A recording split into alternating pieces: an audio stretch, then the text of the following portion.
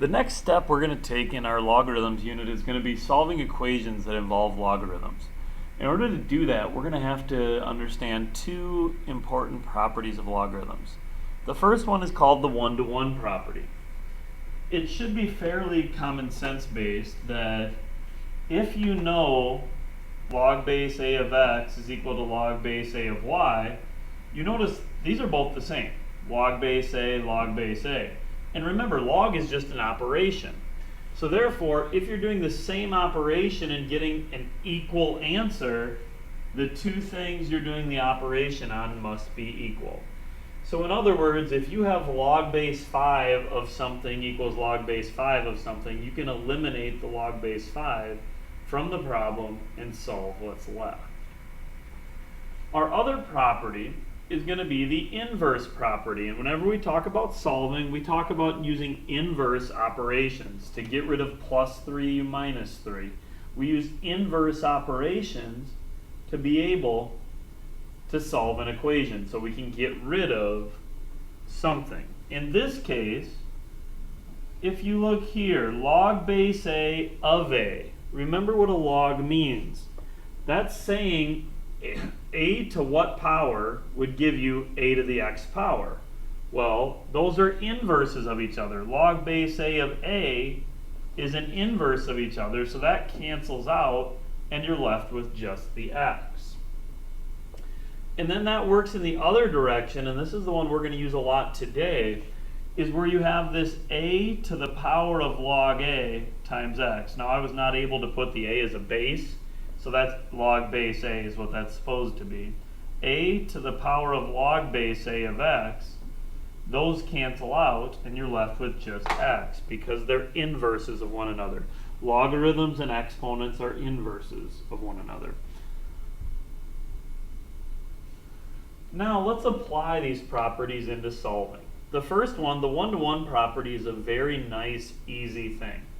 If you have log base 4 equals log base 4, we can pretend those aren't even there and solve the equation x plus 3 equals 2x minus 5. When you solve that, we minus x from both sides and get 3 equals x minus 5. Add 5, x equals 8. We've got our solution. The one-to-one property is very nice. You basically eliminate them from the problem, eliminate the logs, and solve what remains. In your worksheet, you'll come across some of these that will be quadratic. It'll require you to review some of your solving skills. And then we always want to check our answer and make sure it works.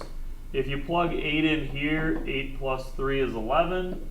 Here, 2 times 8 minus 5 is 11. So that works because you're taking a log of a positive, and we're going to talk more about that here in a moment. This next part is going to be a truly new operation to you in our solving steps, and it's going to be called eliminating a logarithm by exponentiating. Exponentiating means moving a problem into an exponent, because we said the inverse of a log is an exponent. When we look back at our inverse formula here, our inverse, we're looking for creating this situation. We want the log to be an exponent that will cancel out. So therefore, in this case, we're going to do what's called exponentiating. We're going to move everything in the problem up into an exponent.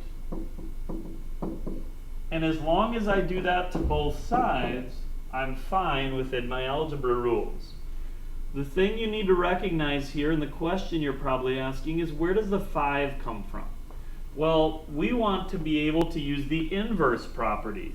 The inverse property says if you have a to the power of log a, they will cancel each other out and make x. So we're using we're using the 5 to create that situation. Because we had a base 5, we took 5 to that power. So what happens is we have an inverse giving us 3x minus 5. And on the right side, we have to take that as an exponent on 5 as well, making it 125. Then we end up with a simple equation to solve. We add 5, divide by 3, x equals 130 thirds.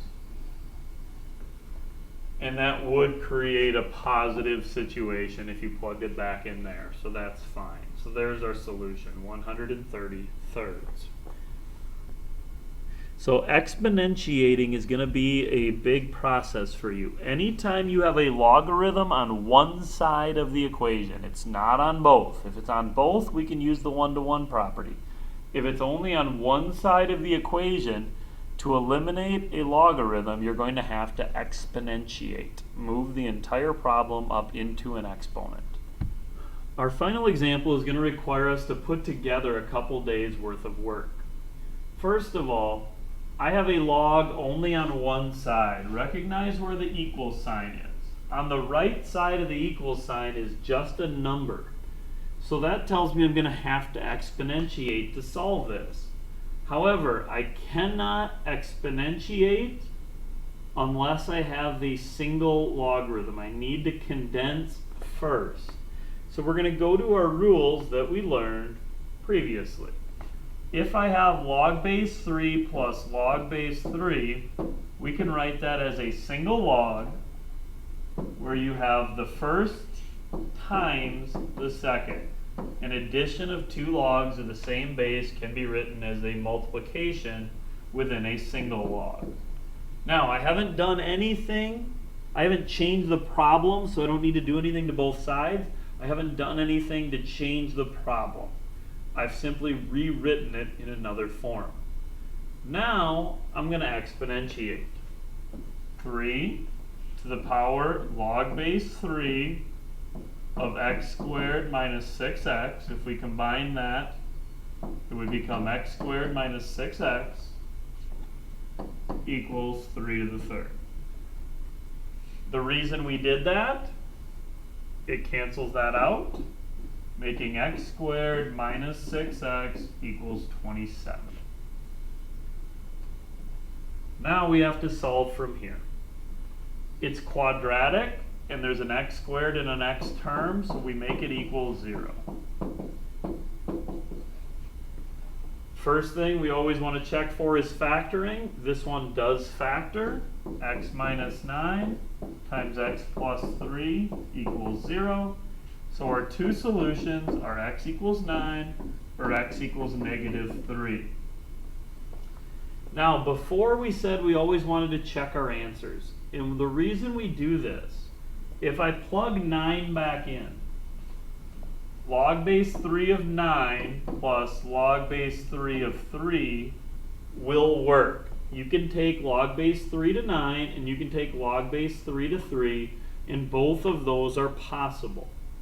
However, our second solution, negative 3, if you plug that in, it becomes log base 3 of negative 3 plus log base 3 of negative 9. The problem with that is a question asked by a logarithm is 3 to what power will give you negative 3? On our first day, we talked about how no matter what exponent you put on a number, it will never turn a positive into a negative. So it's impossible to have log base 3 of negative 3 because there is no power you can take 3 to and equal negative 3. So therefore, we need to go back down here and eliminate this solution. So you always plug your solutions back in and make sure you're taking the log of a positive number. All right, good luck.